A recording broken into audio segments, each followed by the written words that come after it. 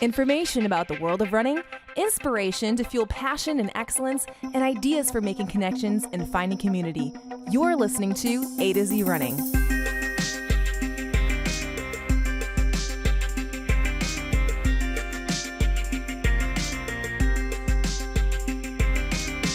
Hi, everyone. Welcome to the A to Z Running Podcast, where we help runners thrive. I'm Andy. And I'm Zach. And be sure you head right now to AtoZrunning.com and look for the word follow in the corner. And then on YouTube, find us and subscribe. And then post some comments, share some thoughts, ask some questions, do those kinds of things that get interactive, and then we'll feature something on the podcast, potentially even your something, like this comment. Yes, Renee Zengel. On Instagram, she said, I kept having to go back on the episode because I want to remember everything he said so I can implement it. And she was talking about our previous podcast with Phil Wharton. And that one, among a couple others, seem to be episodes that people have mentioned about needing to go back to multiple times and re-listen, largely because of the depth of detail about things that are interesting and pertinent for runners. So if you didn't already hear Phil Wharton's episode, you've got to listen to it. That's about mobility, especially about his technique, active isolated flexibility. And then jump back to episode 39 if you haven't heard that one. That's the one on aerobic conditioning, our running foundation #1. And many listeners have said that that's a multiple listen episode to try to digest what we're discussing there as well. Yeah. So this week, we've got an episode about serious running. Yeah. We're going to ask the question and attempt to answer it to your fulfillment so that you feel fulfilled by it or something like that. Largely because we, as many runners do, we hear the word serious or the phrase serious running, and it's an odd thing. You know, you've heard a lot of these where it's like people say things like, you know, they see you somewhere and they're like, wow, you're a serious runner. And I've never quite understood what makes people think that. Is it like the clothes you're wearing? Is it the drills you do before your race or your workout? I guess those kinds of things certainly seem to stand out to some people. But also you hear things like, you know, even maybe yourself at some point, you felt, now I'm a serious runner, whatever that now was. Or even the other one, I see other people doing things and I think, I'm not a serious runner because of what I see others doing and all of that. And it's very strange. It's very confusing. And what we want to try to do here is make it clear that the concept of being a serious runner, first of all, it has nothing to do with like not being fun, or running isn't just a fun thing that you do. So serious. Yeah, so serious. I am a very serious person. So He does everything get to I be do kind of serious, is serious. But some people say that you can have fun while running. And I'd love to know if that's possible. Yes. So it's more than the concept of just, you know, being serious about running. That may not even be part of it. And so we want to try to dive into that. And we've got a great guest to help us with that. Anne Margs and Marathon. Some of you know her and follow her on Instagram. I'm going to gush a little bit about her because she is just such a great encourager, and also is someone who we have seen go from being a non-runner to a 2:53 marathoner. So maybe you hear that and you think, oh, she's a serious runner. Yeah. She runs 2:53 in the marathon. But of course, that's one of many things that may or may not be part of what it means to be a serious runner. But she's going to tell us a little bit about how some of those transitions happened for her and her mindset about it. And it's a really incredible story, really, as we unwrap it and how she's become to view the sport of running. And as you know, what we're going to do then is after the interview, we're going to bring it all together, synthesize what she was sharing, and tie it up in a nice, tidy answer to the question, what is serious running? Before that, some World of Running.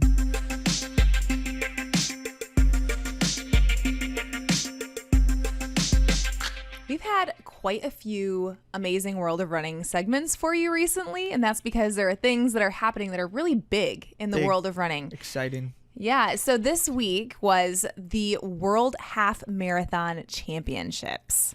This one, I have to say, is one that a part of me has always wished that's a race that I want to run. Like, I love the half marathon distance, and something about the World Half Marathon Championship specifically has always been of interest to me. So I'm fascinated by Yeah, it. speak those goals out loud, Zach. I'm not saying it's a goal. I'm just saying I would love to do it. Pretty amazing stuff. The U.S. did not send a team, so I'm going to say that first off. And Kira D'Amato, she was on our previous podcast episode, and that was an amazing episode. Go back and check it out. I'm going to link to it. But she had qualified to represent the U.S. at this World Championship half, and she wasn't able to participate this time. But she's on fire. We're going to talk a little bit more about what she's going to be up to later in the podcast. So this race, on the whole, the quick reaction is it was fast. Yeah. Men, women, everyone. It was fast. And so, and for a number of reasons, great conditions, great course, and both races had people willing to run fast. And so that really sped it up. Now, on the men's race, on the whole, the front end wasn't probably as fast comparatively, but the whole race definitely was. And we'll capture that with some details here for you. So first, let's start with the men. The race was won by Jacob Kiplimo, 19-year-old Jacob Kiplimo from Uganda, which was a big upset in many people's eyes because he beat his countryman Joshua Cheptegei, who you should recognize his name if you have paid any attention to running recently, because he recently broke 4 world records in the last 12 months. 4 of them. Yes. So his name was clearly a headliner for the event. It was, however, his debut half marathon. That's true for many of these gentlemen. And it was solid. It was under an hour. It was fast. Yeah. However, he couldn't quite pull it out when it needed to happen near the end of the race. So we're going to include a link in the episode on the blog post. We're going to include a link to the video that some of these guys put together. What are they called? They're like track running project or something. These guys do great race videos, and so we're going to put a link to that one so that you can watch it, because then you'll get a nice like preview as well as recap from the race. But we're going to give you just the basic details here. So Jacob Kiplimo won the race from Uganda in 58:49, which is a new championship record for the World Half Marathon Championships, which is an incredible thing. So 58:49 is very fast. He even had his fastest 5K in the race was 13:38. We've got it on there somewhere. 13:38 for his fastest 5K correct. in the race. I know, it seems like too fast to be true, but it's true. He did that, yep, and that was the end. That was his last 5K minus, the last K or so. So Kenya's, it's Kibiwot Candy was second place and not terribly far behind. It was 5 seconds behind, 58:54. And then Ethiopia took third place, and this one was Amidework Walagan or something. Sorry about the names. He ran 59:08. So there's your top 3 for the men's race. Of course, Joshua Cheptegei was in it. He was 4th, so he didn't quite podium. He wasn't far off of it, but he still ran under an hour, as we were saying. It's really something. One final note about what he was trying to do in that race. Basically, if he would have won the race, he would have been only the second human ever to win a track championship, a cross-country championship, and then a road championship. All right, he would have done it right in a row. And that's why there was all the talk about him before this race. Yeah. And he had great sportsmanship after the race. He like hugged his countrymen. He was very happy for Jacob. And of course, it was his debut. So although he always races to win and he has the potential, it wasn't like he was disappointed at all in his performance. It's good stuff. It was a great race. Okay, so here's your big picture why we know this race was very fast. First of all, there were 12 national records so many set in the men's race. Wow. 12. And of course, forgive me for the names, but I'm going to read them because when you're setting a national record, you deserve at the very least to have your name. You deserve your name on AtoZrunning. Yes. So the first of the national records was set for South Africa by Stephen Makoka. And then France by Morhad Amdouni. Then Ukraine, Bodan Ivan Horodisky. Then Israel, Tedesi Getahon. Then Chile by Carlos Martin Diaz del Rio. And then Poland, Christian Zalewski. Then Estonia. So some of these countries, by the way, I'm going to start getting in here and thinking, I didn't know that they were keeping records in some of these countries for these events, because I've just, you just don't hear about these things. But Estonia, you had Tidrek Nurme. Then Iceland, Hilnir Andresen. Then Dominican Republic by Alvaro Abreu Martin. Then Lithuania. And this one, I don't know, I should even try. It's like Remigiusz Kanjiks or something. And then Honduras, Ivan Zarco. And El Salvador, Oscar Antonio Aldana. Those Congratulations. are 12 national records set. Wow. Now, what a world showing. I'm not going to read the next list of names because it's too long and would take the entire episode. But also, in addition to the national records, there were 69 personal best times in a race of 117 finishers. Wow. So if you do the math, that's roughly 60 to 65%. I'm sorry, Kira, if you're listening, cover your ears. So But you have that's your own PRs something. coming up. Now, for the women's race. Yeah. This was a good one, too. It was very, very incredible. So if the men's race was fast, the women's race was faster. So now this is important. There's a distinction in women's racing, especially at the world championship level, where they have records for if the women were running by themselves or if they were running in a race that also had men in the race. So Makes for a example, big difference. yes, it does. For example, in the Chicago Marathon, when Bridget Koskay ran 2:14, she did that in a race with men. So the record is the record for running with men. And as you might guess, she had people all around her, even though she's running 2:14, there aren't any other women around her, right. but she still had a bunch of men around her, and that's why the classification matters, because she wasn't having to run by herself to set that record. Now, in this instance, this was a women's only race, and they were running by themselves, although it was like huge packs of women running super fast all together. It was really incredible. So the winner was Paris Jepchirchir from Kenya, and she won in 1 hour 5 minutes 16 seconds in a new world record, women only. Wait, what's time. your PR? That's about. Stop it. And that's fast, man. That's almost really, that's like yes, the men's half marathon qualifier for the U.S. Would Olympic have been Trials a couple marathon. of years ago. Yeah, really incredible. She also only won by 2 seconds over. This was Germany's Malat Kejeta, which, by the way, she was Ethiopian born. She's actually only been competing for Germany since March of 2020. She switched her nationality the year prior and started competing in March of 2020. So as a new German athlete, she set the European women's only half marathon record in second place in the race by 2 seconds. Stefan Hassan might be going for that one. Oh, yeah. So you've got some competition, Stefan. So this is really incredible stuff. It just keeps going. Also, it should be mentioned, that was about a 3-minute PR for Malat. Whoa. Yes. That's massive. Yes, it was. I'd love a impressive. 3-minute PR. Right? I'm not even that fast. How many of us? Yeah. So that's second place, but then third place was 1 second behind second. So all top three were within 3 seconds of each other. So this was a tight finish. And this was then Ethiopian Yalemzerf Yehualau, and she ran 1:05:19 for third place. So fast. What a fast podium. Fast. Yeah. Now, unfortunately, that one was not a record. It might have been a personal best time, but it was not a national record time. So incredible stuff for the top three finishers. But now let's get on to the rest of the field. Yeah. Overall, 9 national records set for Way the to women. go, ladies. And some of these, it should be mentioned, some of these are like in women's only race records, and some of them are just overall national records. For example, Malat's time for Germany was an overall German national record. But in first place, the Kenyan ran a world record, area record, so an African record, as well as then national record for Kenya. And so she gets all 3 of those records for women only. And then the German record I mentioned, then Turkey. And so the Turkey national record went down by Yasmin Khan. And then Switzerland national record went down by Fabienne Schlumpf. And then Uganda's national record by Juliette Checkwell. Argentina by Florencia Borelli. Then Zimbabwe by Fortunate Chidzivo.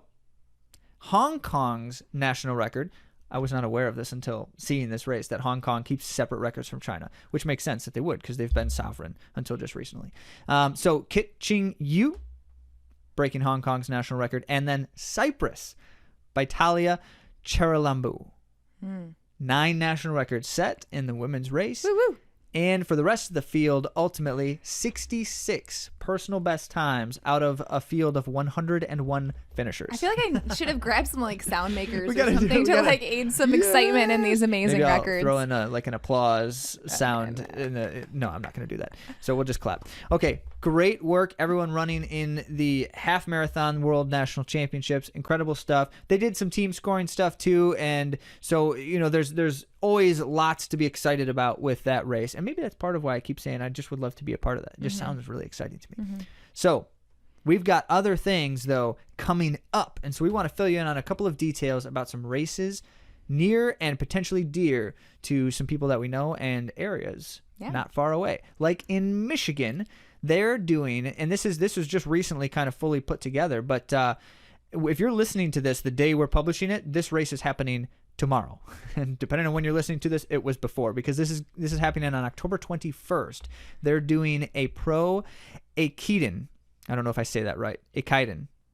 It's a Japanese style relay for distance running, which is not terribly unfamiliar to many of you, because it's like if you do a marathon relay. The Detroit Marathon has that, which many people do, even not just from Michigan. We've done it before. So that's essentially what that is. Although the actual official Aikiden race has a couple of other kinds of rules and differences, nuances that are really interesting. Like instead of passing a baton like a track race, you pass a sash. So you like wear it and then hand it off to the next person, and then they wear it and keep running. It's really cool. So the teams running in this race, these are pro teams that are coming to Michigan to run this race. And we're talking about things like Bowerman Track Club, which is like potentially America's greatest track club presently.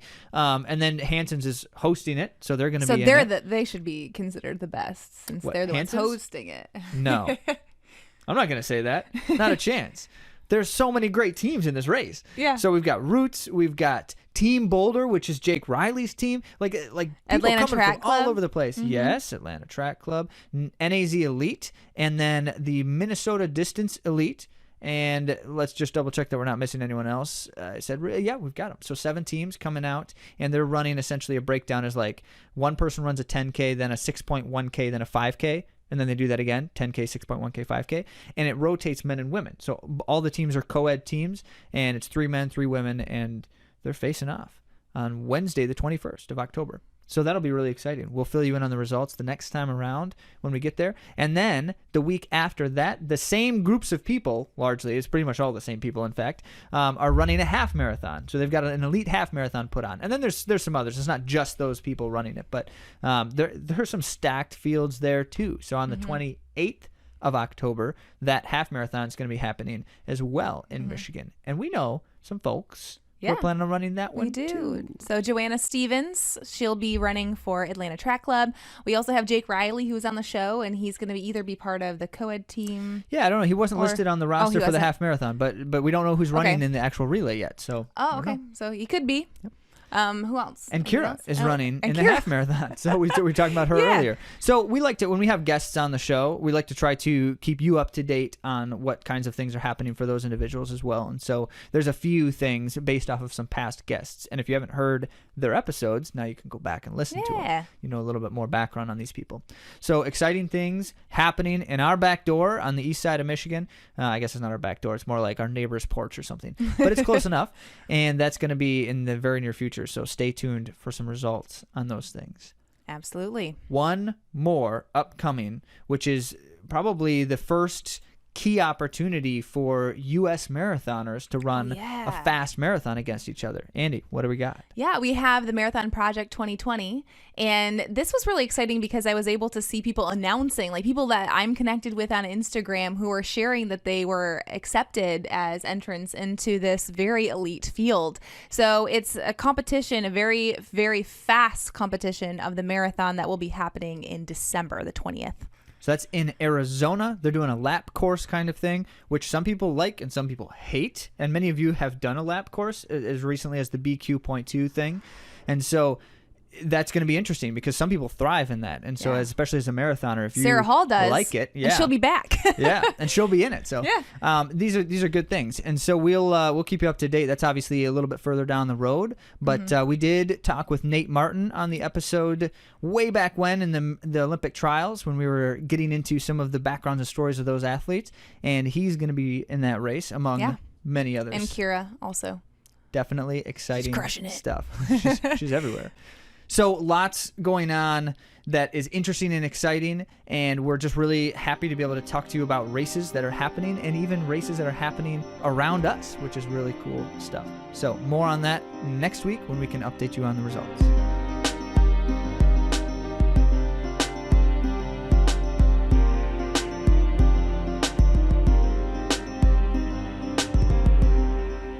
This week, we are talking about what is serious running.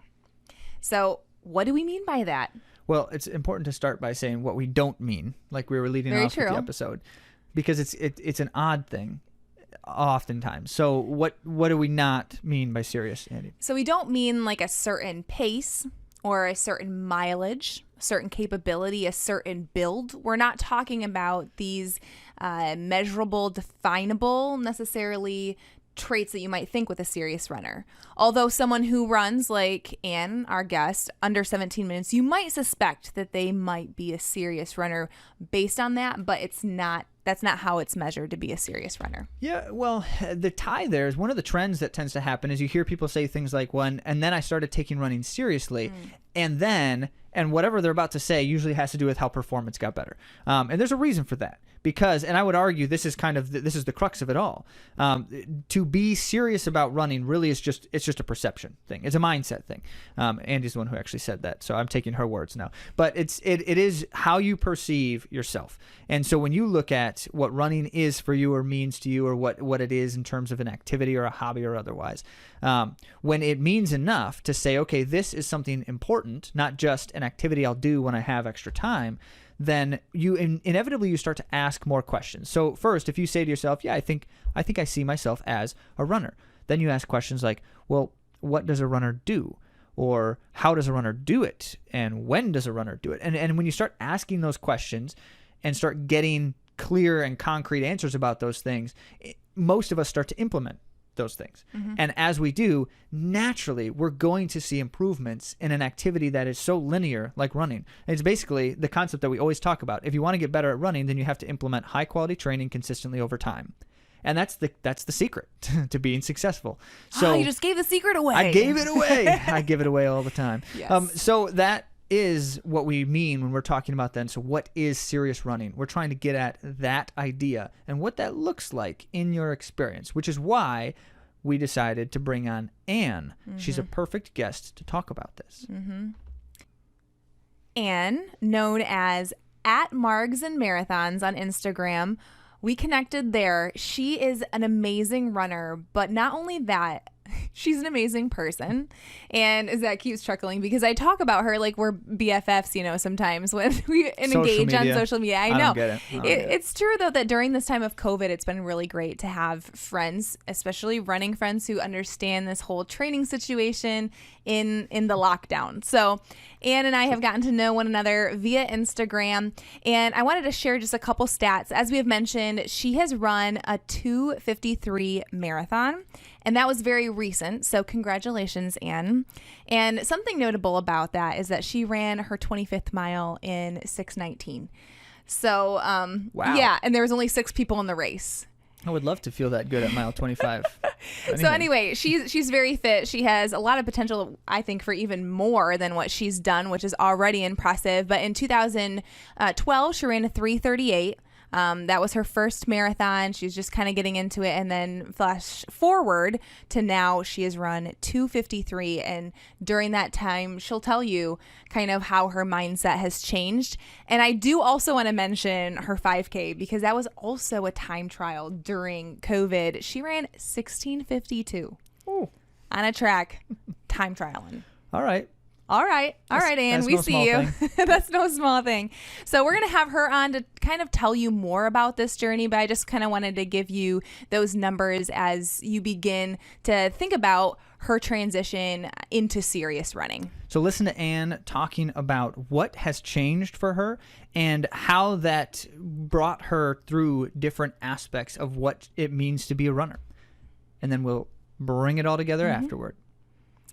So here is our interview with Anne. Hi, Anne. Thanks so much for joining us. Hi, Andy and Zach. Thank you for having me.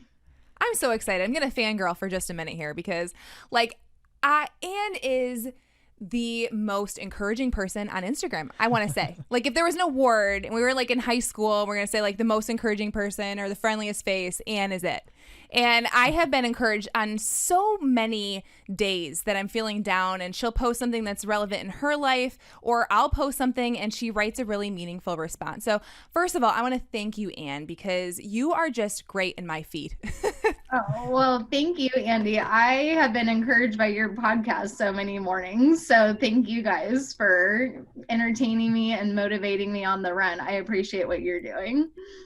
Well, we can certainly, this is so much of what we love about running is when the community can be like this. You can inspire and encourage each other, and in that way grow together in the sport as well as just thriving in general in life. So we appreciate it. Thank you. Oh, I agree. That's what I love about So today's it. topic, we're talking about getting serious with running. And your story is just incredible to me. I want you to tell it though. We gave some stats, starting out, but I want you to tell us, Anne, about how you went from a 3:28 marathon to a sub-3 marathon. It took a lot of years. And I had a baby in between, so there was some breaks in there. But really, I credit seeing a lot of people like you, Andy, who are like myself, moms. And when I got on Instagram, I started my running page, and I saw people like you really getting after it, and it really inspired me to like, oh, maybe I can try a little harder and push a little more and still be like an athlete even though I'm an adult. And that's something I kind of thought was behind me, but it's something I still really enjoy. And so it just kind of evolved when my son was about 2 years old. I was like, okay, I want to re-qualify for the Boston Marathon. So I started training for a marathon again. It didn't go great, but it kind of set me on that journey of getting more serious about running again. And about 2 years later, I ran my sub-3 hour marathon. So it's just, hard work, getting serious, and going through that journey. So, I can talk more in detail, but that's the short version of a long story. Sure. As these things often are. Yeah. I'm curious, Anne, how did the people around you during that time? So did you have other runners around you that you were engaging together? Did other people help you in any ways? What was that like? Well, my sister actually started it off because she doesn't even live by me, but she said, let's sign up for a marathon, the same one. We'll train, states apart, but we'll go run it together. And that sounded so fun. So that was kind of the motivation I needed just to really start running postpartum again on a consistent basis. And I have friends that I am so thankful to be able to get up and run with, and they dragged me out of bed when I was still, in those young baby days with my son. And so that's always an encouragement. And that first training cycle back, I didn't have a coach. But after requalifying for Boston, I did get an injury and kind of battled through that on my own for a while. And then I finally took that step of like, okay, I'm tired of just kind of working through this on my own. Maybe if I have a little more direction from someone, it would be worthwhile. And I never thought like, oh, as an adult, I need someone to help guide my training. I kind of thought like, who would do that? And then here I am thinking, yes, I need that. And it was very helpful to have someone else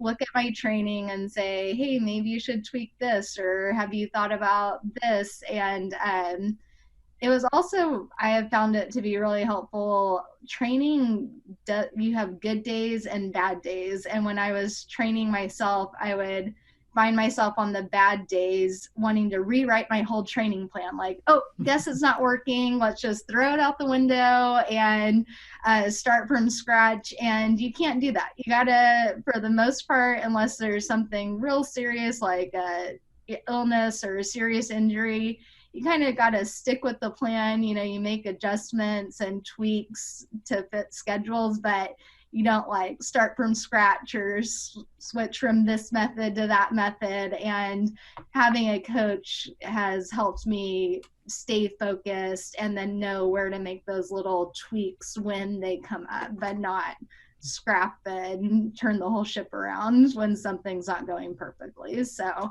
that was really helpful.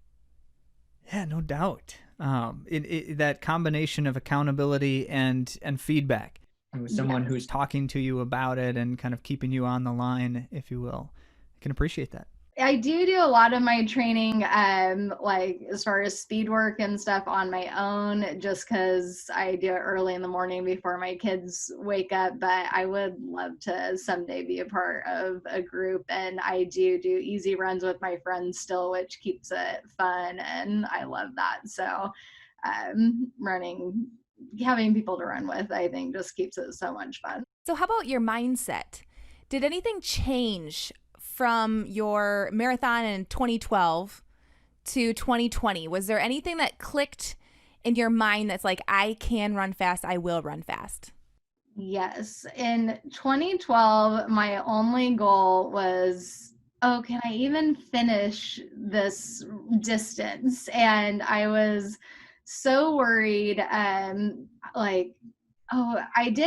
was training with a group back in 2012 who was all training for this marathon. And I kept telling the coach who was training the group, like, are you sure we don't need to run 26 miles before the race? Like, I was so unsure that we could finish. And she kept telling me, yes, you'll be fine. You'll be able to finish. And she's like, I think you're going to Boston qualify. You're going to be fine. And she was right. And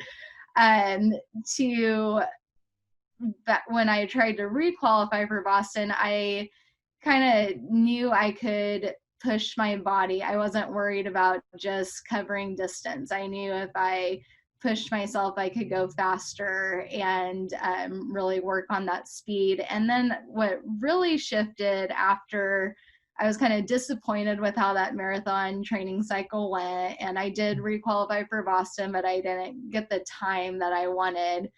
And I really started thinking of myself as, instead of just like, oh, I'm a mom who's running, started thinking of myself as a athlete again, and like doing those extra, things in my day, like stretching and warming up before I start my run and doing some extra strength training. And that's often while I'm like giving my son a bath, but not just going outside and just running and then not thinking about it for the rest of the day, really putting in that extra work to help my running improve. And that mindset shift from kind of exercising to I'm an athlete in training, I think made a big difference.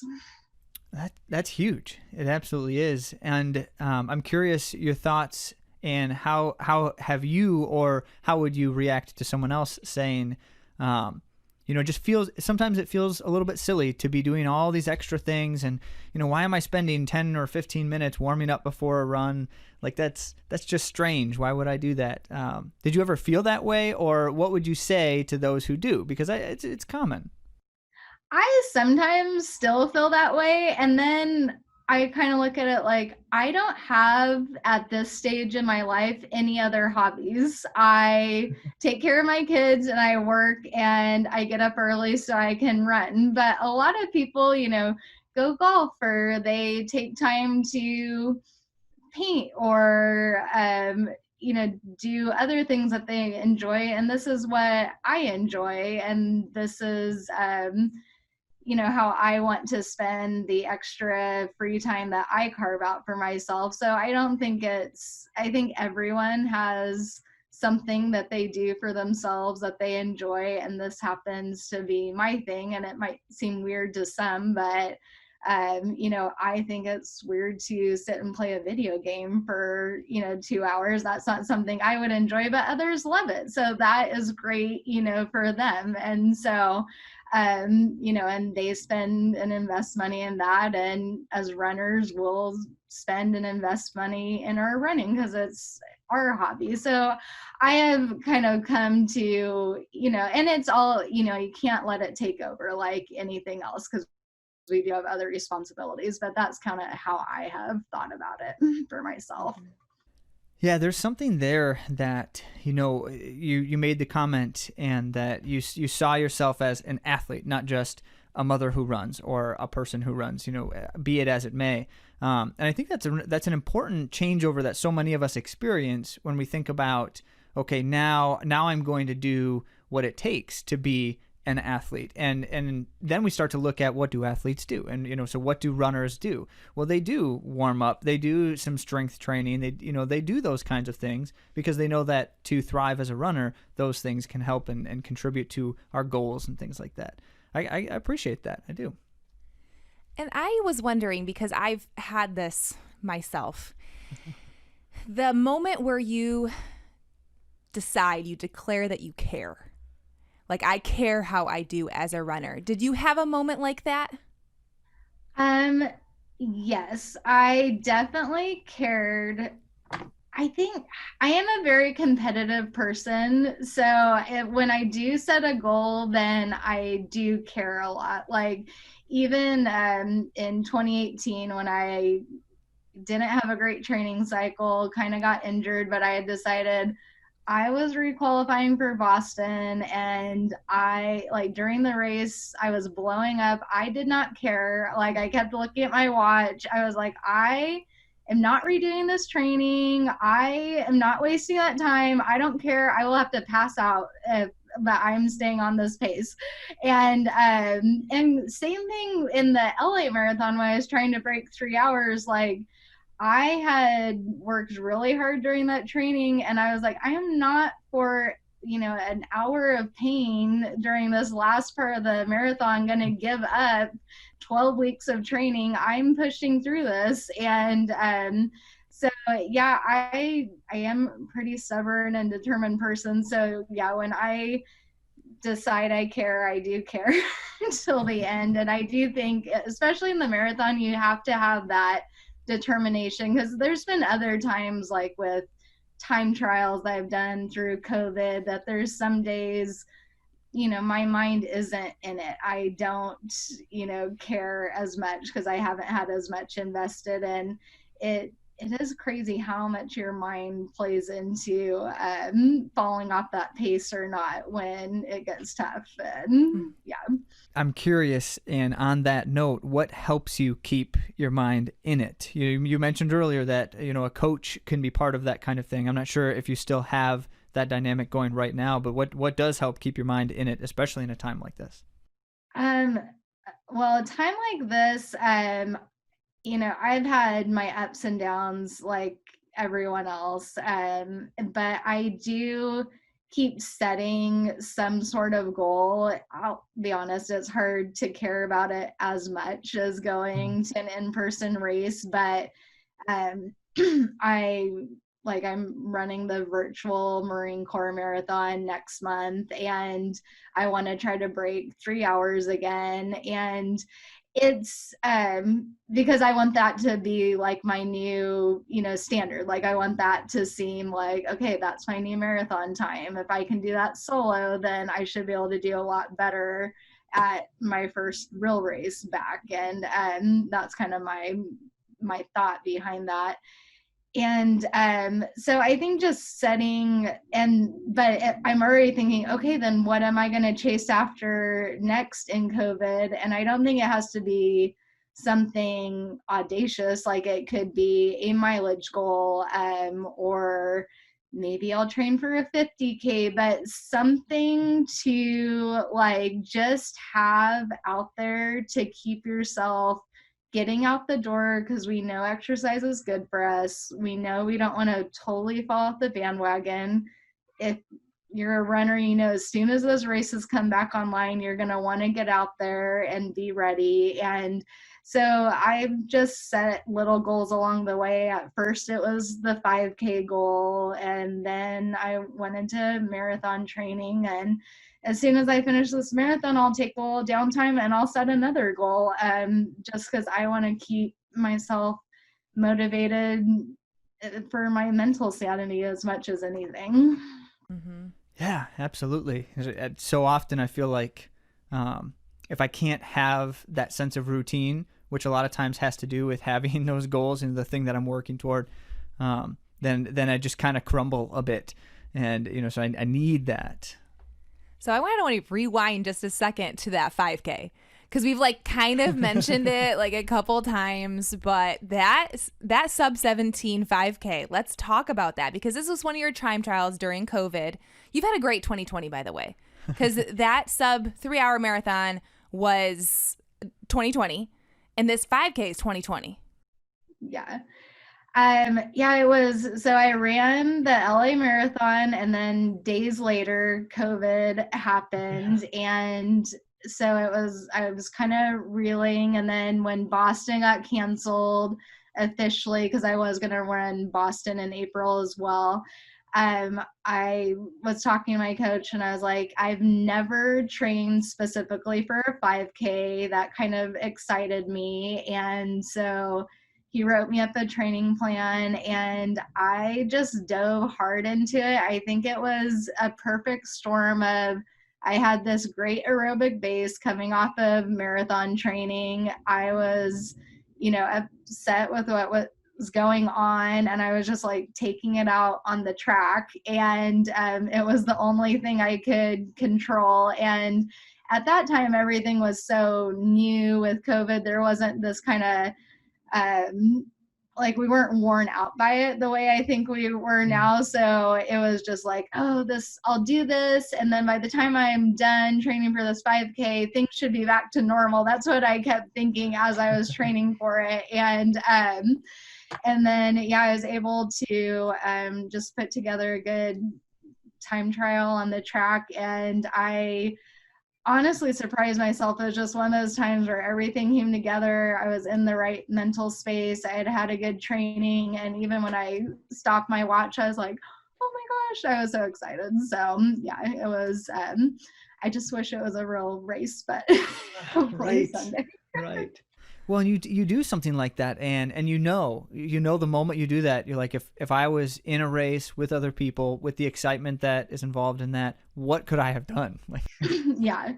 And like, I already know now, like, I'm not in that same 5K shape. And I'm like, oh man, I just, those opportunities, sometimes you just hope it can come together again when there's a real 5K on the calendar, but I think it will. Mm-hmm. Well, I'm a firm believer in if it's there, and you proved that it's there with that one, that it can be there again. Mm-hmm. These moments of greatness are never once lived if we, if we're consistent and we continue to engage with quality training, which you do. So it's there, Ann. It'll come back. So, Ann, what is some advice that you would give someone who wants to get more serious about running, who wants to view themselves as an athlete? I think just making that mindset shift is the first step. Think of yourself as an athlete, and really everything that you do is either helping or hurting your training. And like, I used to have a horrible diet soda like addiction. I drank so many diet sodas, and I didn't cut them out cold turkey, but I drank way less than I used to, because I knew they weren't helping my performance. And just the food that I eat, like, I'm more conscious of, like, okay, is this, I need to make sure to get my protein and carb in after my long run right away within 30 minutes. And I used to like take a shower and not think about it, and maybe eat breakfast 2 hours after my long run. And just those little things that anyone can do to help the hard work they're putting in, I really think adds up. And I've also, not always, but when I'm in like a hard training cycle, I give up things. Like, I'll go to bed early, like right after my kids go to bed, and not get on a Netflix series. And because it's really when you're in like peak marathon weeks is, it's really only like 6 to 8 weeks. It's not a super long time. You do it once, maybe twice a year. And so I think as long as your family's on board and knows like it's this short period of time, it's doable. And then I think also like getting a coach or some teammates to help you and help you hold you accountable to your training is huge. And just helping you stay on track and stay motivated. That wasn't something I ever thought I needed, but it was really helpful. And the last thing is, I really think you have to just start believing you could do it. Like I had to first buy in that I could break 3 hours in the marathon. I had to 100% believe I could do it. And I even had people telling me like, oh, I don't think you trained enough, or I don't think you had enough long runs that were fast enough. And but I had 100% bought into that I could do it. My training said I could do it. And so you have to just start believing that you can do it to start hitting those faster paces. Absolutely. So not to try to end on a downer, so we definitely need at least one more positive thing to say after this, but Anne, do you ever doubt, do you ever look at what you're doing with the running and say, why am I doing this? Why am I taking this thing seriously? I do doubt. I do really enjoy working out hard. I've always been that way, even when I was a swimmer growing up. And so I don't doubt it while I'm doing it. I think for me, it comes down to when it takes maybe away too much time for my family or occupies too much time. That's when I start to struggle with the balancing. I can't train as hard as I want to, and keep my top priorities, in the right balance. So that's the only time it gets like, oh, why should I even try when I can't do everything I want to? And then I just kind of have to say, you know what, I'm going to do as much as I can while keeping all my priorities in the right order. And that's the best I can do. And because you can always do more training, I think even professional athletes can do more training or more recovery or more strength training. So so when I start feeling that way, I just think, okay, keep your priorities in order and then do the most training you can do with those priorities in line. I feel huge. like that's what maybe Mary Weinberg was saying when she says that you need peace. Yes. To be able to find victory, you need to have peace. And from what you're saying, it makes me think like that harmony, that balance in your life, that peace that helps you achieve more, because you can say, I know that there is maybe a little bit more that I could do, but I'm at peace with this balance. Yes. And then you can be at peace with the result too, that, hey, maybe I'm not going to break 3 hours, in a couple of weeks, but I did as much as I could do while making homeschooling my son a priority and still working part-time a priority. And so that's okay. I did everything I could. And yeah, I think you're absolutely right. Finding that peace is a great way to put it. That's awesome. You have such a great outlook, and it's with these kinds of things, when we love something, when we enjoy something, it's easy to be consumed by it. And it's also easy to be discouraged and dispirited by it when things don't go our way. And so just hearing you articulate the ebb and flow of your experiences and finding the right balance and priorities, surrounding yourself with people that can help make it happen, and then yourself being so encouraging of other people, you're in a really great place, Anne. Appreciate you sharing this with us. Well, most of the time I am. I can get discouraged sometimes, myself, but it is so encouraging, like having in-person running community and online, and I do really appreciate it. And yeah, I love seeing others achieve their goals, because I do just find it really motivating and inspiring myself. I agree. Well, we will link to all the ways to follow Anne, but you might know her at Margs and Marathons. So you can find her. She's very encouraging, and I'm sure that you will enjoy being part of the running community with her as well. Thanks so much for joining us, Ann. Thank you. Thanks, Andy and Zach.